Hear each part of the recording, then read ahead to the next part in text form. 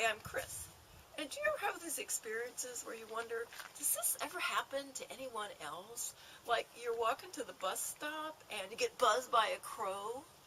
Or you're out walking your dogs and you get accosted by this elderly gentleman who says, "Are those dingoes?" And then stops and talks about his cat Elmo. Well, you can tell that I'm a very patient person because even though this elderly gentleman said, "Are those dingoes?" I didn't say no.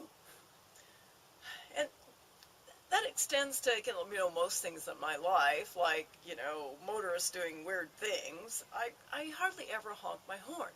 Except the other night, I was coming home from dinner at a friend's, and I pulled up behind the Subaru at a red light.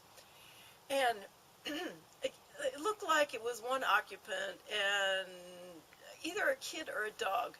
You know how, tousled-head kids and sort of medium-sized fuzzy dogs in the back seat, they sort of look the same. And you don't really know if it's a kid or a dog until you go by and you go, "Oh, what a cute, oh, it's a dog."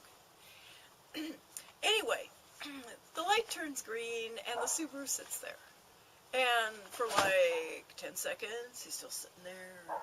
5 more seconds, he's still sitting there. And I'm like, I really want to get home. I'm 2 minutes from home. It's going to be, I'm getting home late. I have to get up early. It's like, so I honked my horn. Well, at least that got him through the light and then me through the light. But as he turned left a couple blocks up the road, of course, I get this. Oh, so now it's my fault that he's half asleep at the light, just sitting there, And have you ever unjustly gotten the finger? Yeah, I bet you have. Well, I like to research things that annoy me, and so I looked up to see about the history of the finger. And that's available on the internet at ooze.com/finger. And believe it or not, this gesture is 2,500 years old. Yes, it was invented by the Greeks. Supposedly, it was the famous Greek playwright Aristophanes. And he was like pissed at Socrates, so he had to come up with a gesture just to piss off Socrates more on stage. Anyway, then of course the Romans invaded, and they saw lots of that gesture because, really, they come in, they beat up the Greeks, they take their statues, they raise their taxes by 50%. Well, you get the finger too. However, it didn't have the response that the Greeks would have liked. As the Romans are like, "Oh, look at that, what a cool gesture." They thought it was just as cool as the Greek gods and the Greek statues. So, in 2 years, the most famous gesture on the Appian Way into Rome was, of course, "Hey, you move your chariot, get out of my way. What, you got a donkey hitched to that thing?"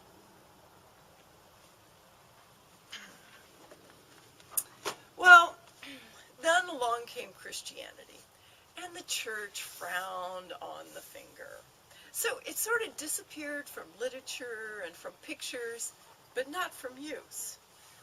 And then along comes technology and a drunken, belligerent baseball player, Old Hoss Radbourn. And in an 1886 official photo with the Boston Bean Eaters, he does this.